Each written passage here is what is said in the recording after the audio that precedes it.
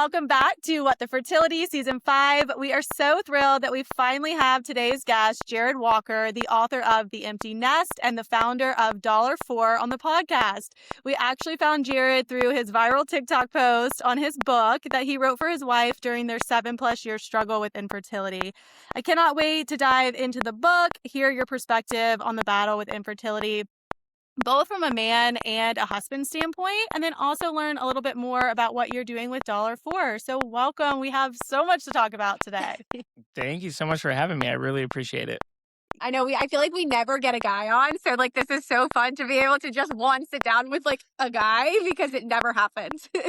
I was looking through your episodes. I listened to a couple and I see that all the time and I'm like, oh, okay. So I don't know if they've had a dude on here. So we've had spouses and partners come on with their wife, but I'm sure you know how those conversations go. The wife always dominates and steers the partner for sure. how to go. But we always got to dive a little bit into our guests. And I know, you've written a book, but I actually really love your backstory on how you became this male advocate in the infertility space, because it was not something that you had planned, right? It kind of happened when you were trying to get your book noticed, and then someone said, hey, put your face out there, and you got all of this traction, including how I found you.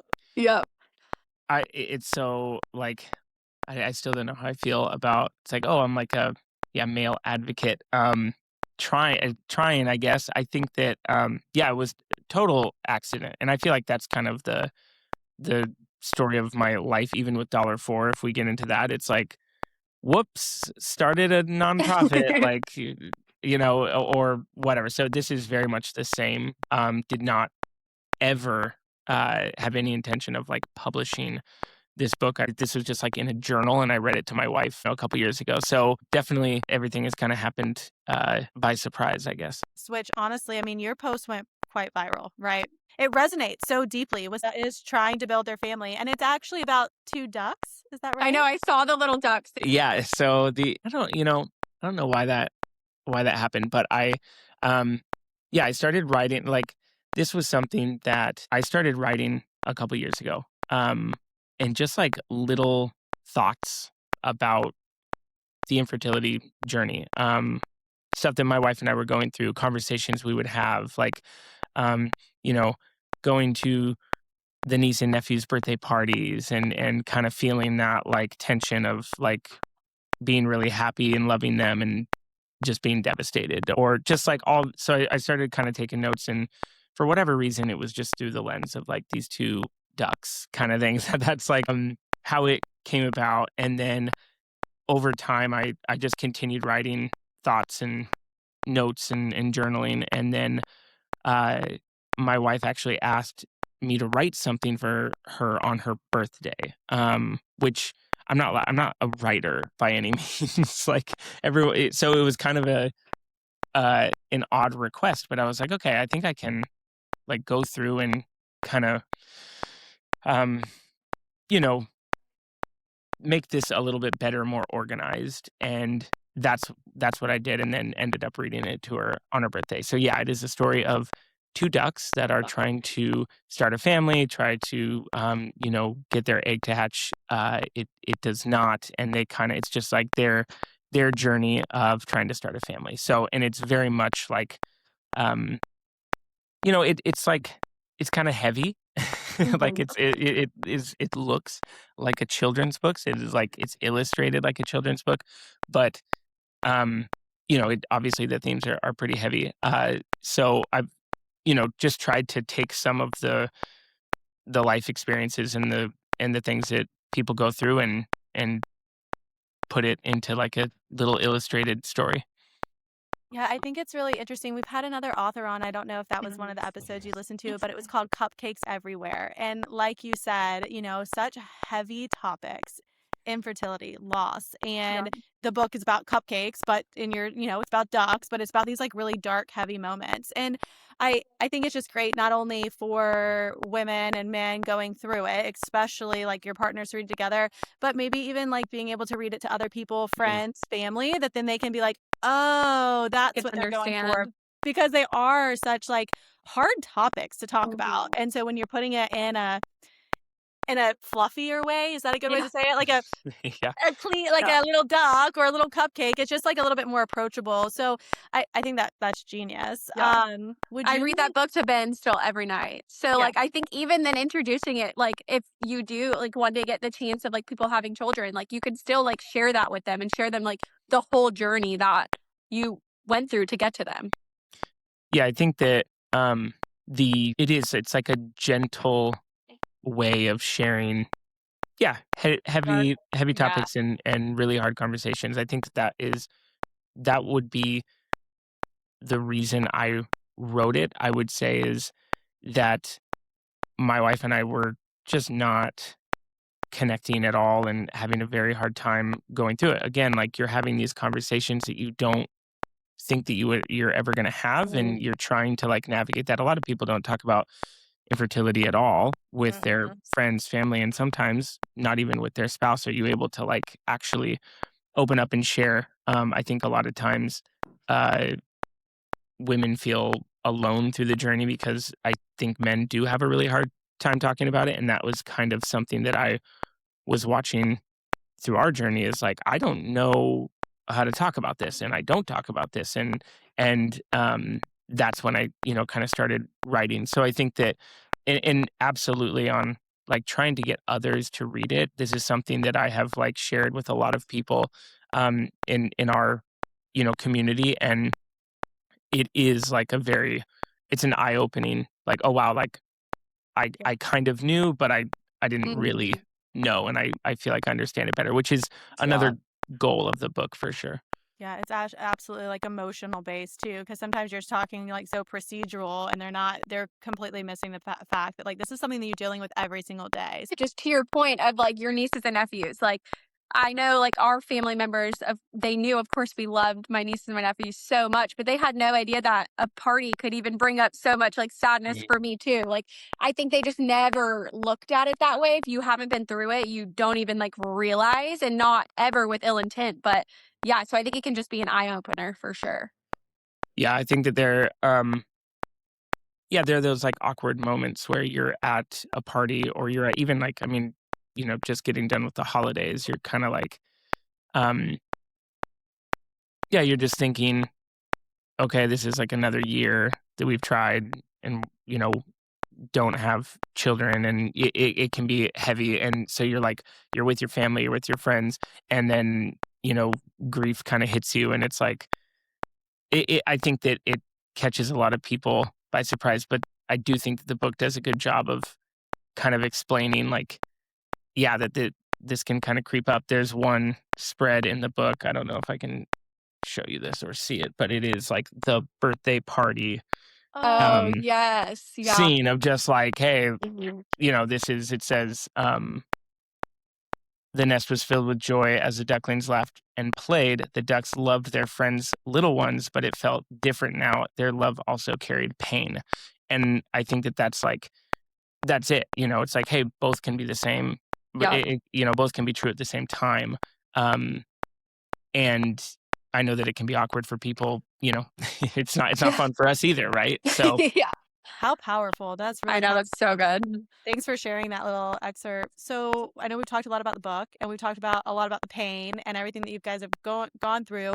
Are you comfortable sharing a little bit about what you and your wife have gone through, and how really infertility impacts your relationship? Because clearly you said you weren't a writer, and it drove you, to start writing and getting your thoughts out of your head. And so things have changed. Infertility changes people. And would you be comfortable kind of sharing your story a little bit? yeah, of course. So my wife and I are kind of, it's been, I guess this will be the 7th year. So we started trying to have children, and obviously we didn't think anything of it. Just but time kind of went on, and was not happening the way that it was for our friends and people that we knew. So we, I'd say, like, a year and a half in, we were getting a little concerned. We actually got our one and only positive pregnancy test on Christmas Day. So that was wow. another another just kind of added to it. At the time, it was like the best thing ever, right? Yeah. We're like, oh my gosh, it's Christmas. Like we have this like little secret that we're gonna, carry throughout the day. We're just like, in the weeks to come, we're just having all the fun conversations, right? Mhm. Like, what if it's a boy? What if it's a girl? Like, what, all the things. That ended in a loss, and since then, like nothing at all. So, a year goes by, and we start going to specialists and doctor's appointments, and trying to figure out, okay, what's going on. It was very, it's unexplained. There was nothing that jumped out, but we started doing lifestyle changes. I stopped drinking. I just like all of the things that we could do for our health, we were just trying to like Yeah. do everything better, I guess, right? So we started after the specialist and didn't really have any answers. Then it was like, okay, well, let's start going to naturopathic doctors. Let's start, and it's so like, one, it's so expensive, and two, So it's so expensive. frustrating, because I'm like, okay, so now I'm getting like acupuncture and I'm doing this, I'm doing like all of these different things. I'm like, does this Wait, can work? we Like so you as the man got acupuncture, or did your wife, or did you both? Did your wife? both. I Wow. love that. Wait, that's crazy. That's so cool really- though. No one even ever once said anything about like Chris to get it. Yeah, or my That's husband. wild. Yeah. I mean, it was just one of the things where it was like, Do and it's not like, I wasn't drinking a ton, but it was just like, okay, well, Oh yeah, you'll this could, try everything.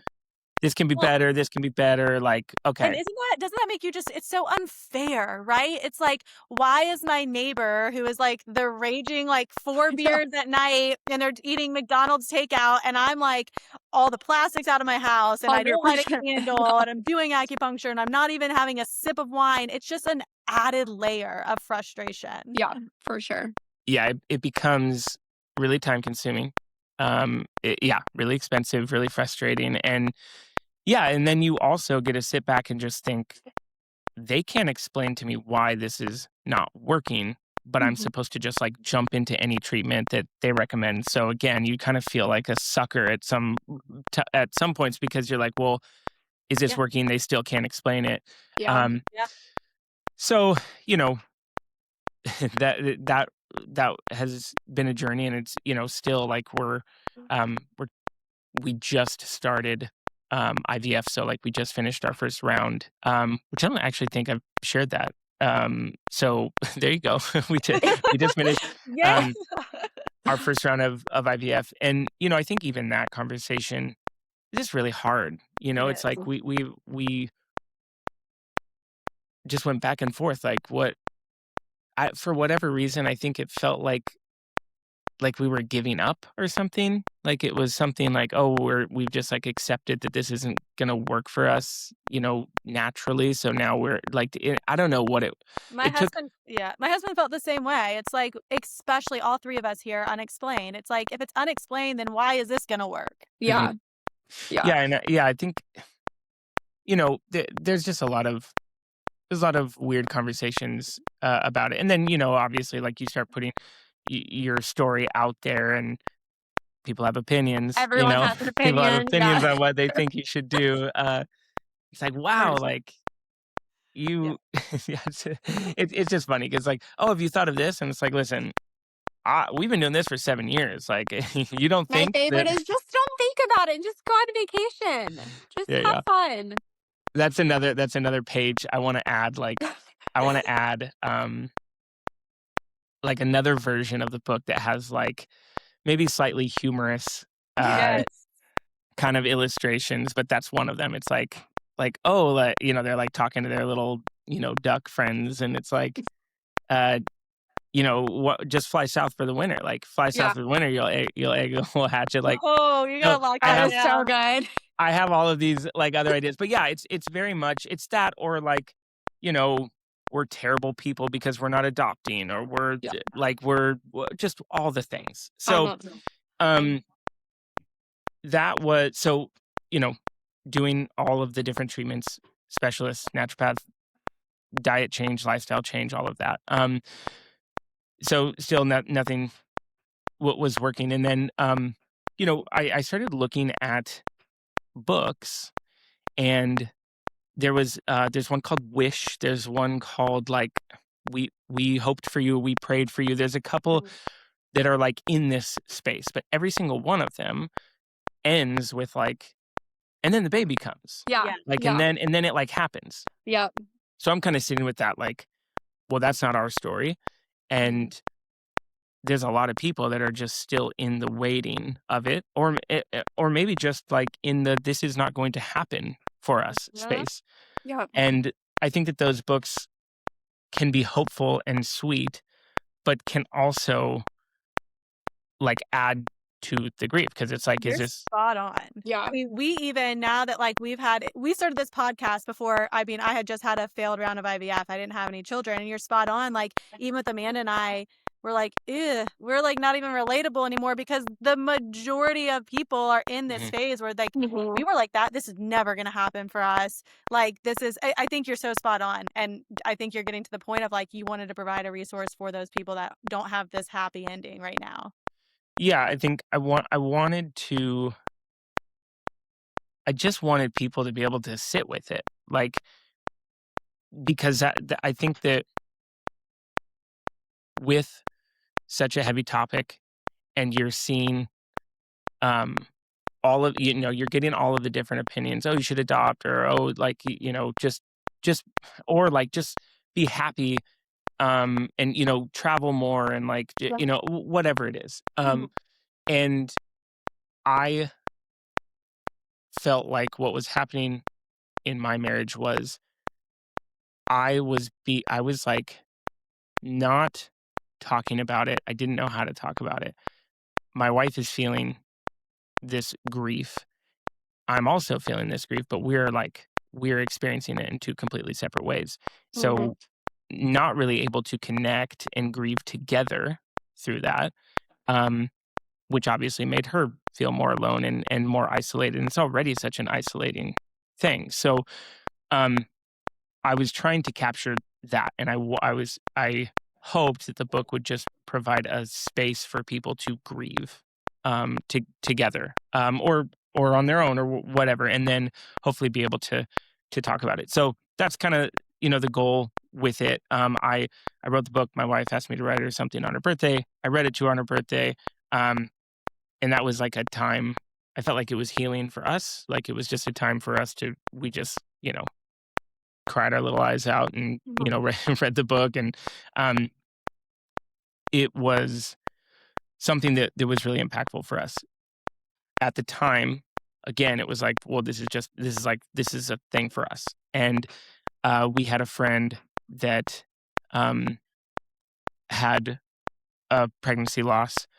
We shared the book with them, and then we shared it with like a couple other people that we knew were going through stuff. And like over time, a handful of people had read it and were really encouraging me to put it out there. So that was kind of how that came about. I'm kind of all over the place, so I apologize, but that is like a summary of our journey. Still in the middle of it, still trying to figure this out, hoping that the IVF results are good, but we're still waiting to see like the results and everything. Wow. So you're still fully in it then. Yeah. Do you feel like when you're and again, I just keep referencing your TikTok post, because you ultimately share this book with like almost 1 million people, if not at this point 1 million people, and the comments come in, and like, did you and your wife feel like you were building a community that way through that, or was it almost like, whoa, like this is a little too much for us right now? I'm still trying to figure that out. And it's funny because the $4 story is weirdly similar, which I can share later, but it was definitely, I was posting, it was like a faceless post. It was just like little, pictures of the book. And I think like my third post got like 50 or 60,000 views, which was already like, how on earth did that happen? But again, it did seem to resonate. Like, hey, this is a story that is it's not wrapped up perfectly. It doesn't have this like, and they lived happily ever after kind of story, and that did seem to resonate.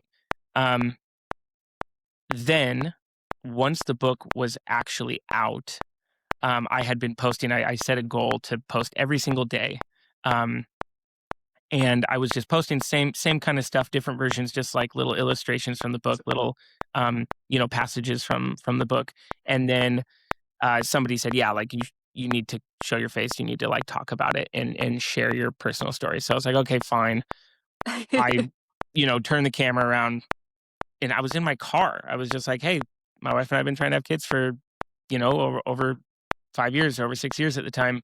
And this is the story I wrote. And it's a less than a minute video, and ended up getting close to 1 million views, and a lot of people just responding positively, which is really, really sweet. And was like encouraging for us, because one, you put something out there and you kind of think like, does this suck? Like, are people just telling me that this is good because they're my friends or it's my wife or whatever? Yeah, exactly, right? You're like, these are strangers and they like it. Exactly. So that was encouraging, but it definitely was like, throughout the journey of like writing the book and publishing the book and getting the illustrator, we were talking about like, how are we going to talk about this publicly? Like, am I gonna? And it's so funny because it's like I'm already like the medical debt guy with $4, like with the nonprofit that I run. I'm like, I don't know if I want to jump into being the infertility guy. Right. Like, So does your wife share like openly, or what does that look like? So not yet. We've talked about it. We've talked about like, especially in the new year, like, hey, do you want to share your experience on our little TikTok page? So we've talked about that, but no, so far it's just been me slinging the book, because I didn't want to like add that pressure to her. Well, I brought it up because everyone talks about things very differently. And I think that's why a podcast, a book, for those that don't like to share publicly, this is where they can get those resources, because they're not having that like one-off conversation with like a confidant. And I was just curious because I listened to a lot of your stuff and it's mostly just you so far. Yeah, so far. And, I would assume that it'll probably be like that for a little bit. I don't know. Yeah, I mean, like I said, I'm still trying to figure out how the heck to talk about it. So, but I love that you guys can both kind of find your own way too of like how to navigate and how to grieve through this. And yes, of course, you're going to do it together too, but also being able to figure out ways that works for you individually too, I think is really like, I don't know, I think could be healing. Yeah. And Jared, I've heard you talk about, bring up $4. So let's jump into that. And I'm very curious, was $4 before the empty nest? It sounds like during, after, like, was it all this happy, just like came together moment? $4 has been around for a very long time. So what? I published this book at the end of December last year. So the book's only been out for a year. I started $4 officially in 2015. So I am in Portland, Oregon, grew up in the Pacific Northwest. The very short story of $4 is that I watched my own family go through a medical crisis, realized when you have a medical crisis, a lot of times you have a financial crisis. So medical debt is the number one cause of bankruptcy in America. Healthcare is unaffordable. And, I wanted to help people with medical bills, hospital bills, all of that. So it originally started as like a crowdfunding platform to help people pay medical bills. So I would run around Portland, Oregon and do these small events and fundraisers and whatever, and pay every month. I'd pool the money together and pay hospital bills for someone in our community. Thank you. So that's kind of how it started. Then I found out about something called hospital charity care, or hospital financial assistance. So if you're not familiar, almost every hospital in America, one, is tax exempt. So a lot of them are nonprofits. And even if they're not nonprofits, almost every hospital has something called a charity care or a financial assistance policy, where if you are within a certain income range, the hospital is actually required to write off or reduce your hospital bills if you fill out the application and jump through the hoops. Most people have no idea that these programs exist. We have millions and millions of people that go on payment plans, declare bankruptcy for bills that they do not have to pay. So when I found out about that, I realized I had been paying hospital bills for low-income families through crowdfunding for patients that I shouldn't have paid anything. I could have gotten these bills waived. So I was very frustrated. And I started helping patients fill out the paperwork to get charity care. It is incredibly difficult. Most hospitals still require you to fax applications, mail applications, talk to financial counselors, send in, 50 pieces of income verification. It's very taxing, especially if you are recovering from a surgery or going through chemo or whatever. So I started helping people navigate through that. In a few months, I got like $1 million of medical debt to disappear for people, and was just like, okay, I need to get the word out about this. This is so from 2015 to 2020 is me crowdfunding, finding out about charity care, and then at the beginning of 2021, this is why it's so funny, I posted a TikTok video. You're just relatable, man. Honestly, Everybody TikTok, loves yeah. you. I was just like, well, my little sister was like, you should tell people about charity care on TikTok. And I was like, no, I didn't even have TikTok. So I download TikTok. I post my first video. I have 0 followers. I have and this video gets like 30 million views. So it is like Stop. viral, like Yeah, that's insane. No, that's crazy. And because again, like this is in the middle of lockdown. Like we're through COVID. People are thinking about their healthcare. People are thinking about how expensive it is. So it's just like a timing thing. Perfect storm. And $4 was just me. And I had all of these people reaching out asking for help with their hospital bills. Oh my goodness. So, because at the end of the video, I tell people like, "Oh, if you need help, just DM me." Because again, I'm thinking You're like getting 30 million people. I'm thinking that 10 people are going to see this. So that is kind of what like exploded $4. Yeah, because your $4 has like 70,000 plus followers, right? I think, is that right? Yeah, on Instagram. On Instagram. We've done we've done all right with our socials and stuff. I think that again, medical debt is very relatable, and what we've done is we have created a database of every hospital in the country. So there's like 8,000 hospitals. None of the charity care stuff is standardized. Every hospital has their own application, own policy, own everything. So we have put it all into a singular database where you can go to our website, dollar4.org, put in your household size, your income, what hospital. It will tell you if you're eligible, and then it will lead you through a digital application. You can fill it out on your phone, tablet, computer. We submit your application to the hospital and advocate on your behalf, and it's all free. So that's what we do. We've eliminated, $125 million in medical debt for people throughout the country. Since 2021, we've grown from a 1 person to 15 employees, and that's what $4 is. We talk a little bit on like socials about negotiating medical debt, and obviously charity care is like our main thing. We also get into a little bit of like policy work, so we'll go and advocate for better policies and all that. So that's again total accident. Jared doesn't know this, but I have my master's in health administration, and I run a very large health system in the States. And he is spot on about everything he said about charity care. As the director of operations for an entire state, I couldn't even tell you what our charity care policy is today. He is so spot on. And I got on your Instagram, and I had a medical bill this summer where I was billed, and because at the place I run, and I'm looking at it and I'm like, this is just not right. Like, I know it's not right. And I call the health insurance company. They said, nope, it's right. And I'm like, it's not. I know it's not. So I call, because I employ these people, I call the person and I say, I'm telling you, this isn't right. I've had this done before. This is $3,000 more than it ever was. I know the CPT codes. I know this. She's like, oh, you're right. You actually don't owe us anything.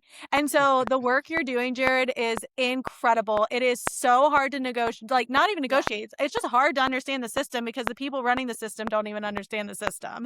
And no, if it was someone like me, I would have just paid it. I wouldn't have known. Correct. I wouldn't even know to ask questions because I just assume that whatever I'm getting billed is right and accurate. Yeah. And I just want to say, on your Instagram, I looked at I don't know if it was a pen video or what, but use Chat GPT. I didn't think about that. Like, use Chat GPT to like run through, ask these questions. Just the resources and information you're providing people are so spot on and accurate. I love it and would love to continue talking to you outside of this about some of that stuff, because it's so true. Healthcare systems overbill all the time, and it's not malicious.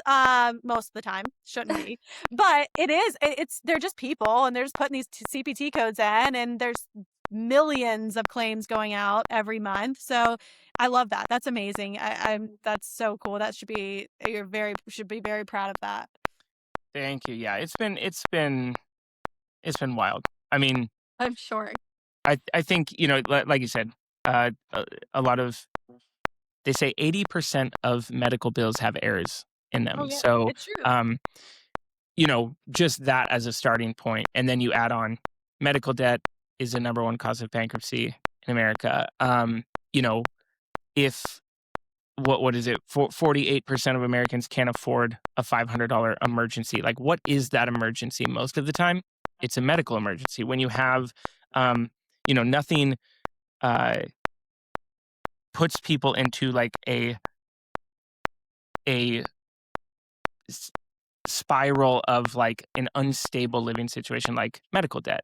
So it's something, super relatable. Everybody has given to a GoFundMe, to a friend or family member for hospital bills. And again, a lot of the times they're eligible for charity care. A lot of times people think even just the name charity care is stupid, because it's like people just automatically disqualify themselves. Like, oh, that's not for me. I make too much money, or that, whatever it is. A lot of times, like on average, if you are a family of 4 in America and you make under $100,000 a year, you are eligible for some type of discount in your hospital.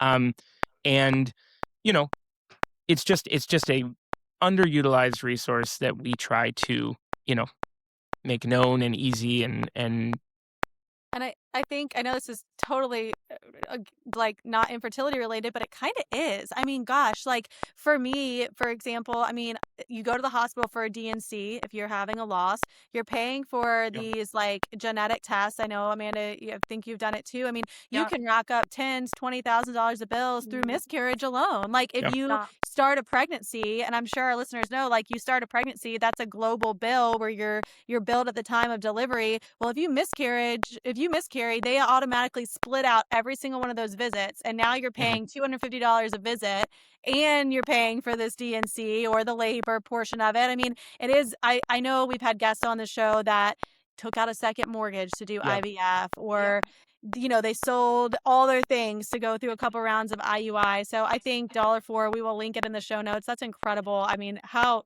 cool. I'm so impressed with you. Thank you. I mean, I think one of the videos I posted a while back was me. I just recorded myself negotiating some labs. It was just, I think I had my wife, they charged like $1,300 for these labs. And this is all fertility related. So like this is, like you're probably not going to be able to find a lot of resources for IVF and IUI and all this stuff like that. A lot of that is like, you just have to pay out of pocket. A lot of insurance doesn't cover it, but there are bills like the labs, like these hospital visits and stuff that you can lower if you go through some of these steps. So like, I negotiated one of the bills. Yeah, it was $1,300. I got it down to like $380. That's significant. Yeah, so it's like it's yeah. So, anyways, that's $4. I love it. And you have those I love resources. it. Yeah, and I think so you have those resources, like get your doctor to put the right diagnosis code on there. Do the whole thing. I love it. Thank you so much. I feel like we've taken so much of your time today. We are so excited to share your book. Maybe one day hear from your wife. Maybe one day hear the updates of your IVF. We will be following along, and we will send our listeners to your team at $4 and not into your DM. I know. Thank you both so much. I really appreciate you. Thank you.